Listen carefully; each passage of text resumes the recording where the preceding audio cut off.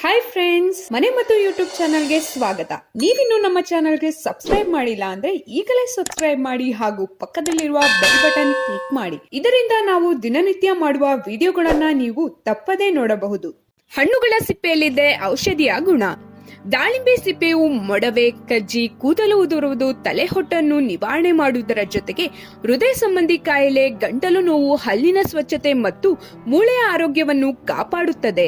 ಕಲ್ಲಂಗಡಿ ಸಿಪ್ಪೆಯ ಬಿಳಿ ಭಾಗದಲ್ಲಿ ಇರುವಂತಹ ಹಲವಾರು ಪೌಷ್ಟಿಕಾಂಶಗಳು ತೂಕ ಕಡಿಮೆ ಮಾಡಲು ನೆರವಾಗುವುದು. ಕಲ್ಲಂಗಡಿ ಸಿಪ್ಪೆಯನ್ನು ತ್ವಚೆಗೆ ಉಜ್ಜಿಕೊಂಡರೆ ಜಿಡ್ಡಿನಾಂಶ ಹೊರಬಂದು ತ್ವಚೆಯ ಕಾಂತಿ ಹೆಚ್ಚಾಗುವುದು. ನಿಂಬೆ ಹಣ್ಣಿನ ಸಿಪ್ಪೆಯನ್ನು ಚಿಕ್ಕದಾಗಿ ಕತ್ತರಿಸಿಕೊಂಡು ಬ್ಯಾಂಡೇಜ್ ಪಟ್ಟೆಯಲ್ಲಿ ಸುತ್ತಿಕೊಂಡು ನೋವಿರುವ ಜಾಗದ ಮೇಲೆ ಕಟ್ಟಿಕೊಳ್ಳಬೇಕು.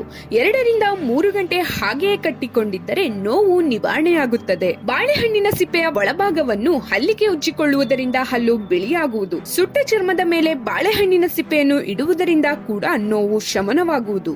ಒಡೆದ ಪಾದಗಳಿಗೆ ಬಾಳೆಹಣ್ಣಿನ ಸಿಪ್ಪೆ ಹಾಕಿ ಉಜ್ಜಿಕೊಂಡರೆ 1 ವಾರದಲ್ಲಿ ಉತ್ತಮ ಫಲಿತಾಂಶ ಕಂಡುಬರುವುದು. ಪಪ್ಪಾಯಿ ಹಣ್ಣಿನ ಸಿಪ್ಪೆ ತಿನ್ನಲು ಕಹಿಯಾಗಿರಬಹುದು, ಆದರೆ ಪಪ್ಪಾಯಿ ಸಿಪ್ಪೆಯಲ್ಲಿ ಕರಳನ್ನು ಸ್ವಚ್ಛಗೊಳಿಸುವ ಕೆಲವು ರಾಸಾಯನಿಕ ಅಂಶಗಳಿವೆ. ಒಂದು ವೇಳೆ ಅಜೀರ್ಣ, ಮಲಬದ್ಧತೆ ಮೊದಲಾದ ಸಮಸ್ಯೆಗಳು ಎದುರಾದರೆ ಪಪ್ಪಾಯ ಸಿಪ್ಪೆಯನ್ನು ನುಣ್ಣಗೆ ಅರೆದು ಮಜ್ಜಿಗೆಯೊಂದಿಗೆ ಬೆರೆಸಿ 1 ಲೋಟ ಕುಡಿದರೆ ಮರುದಿನ ಹೊಟ್ಟೆ ಶುದ್ಧವಾಗುತ್ತದೆ.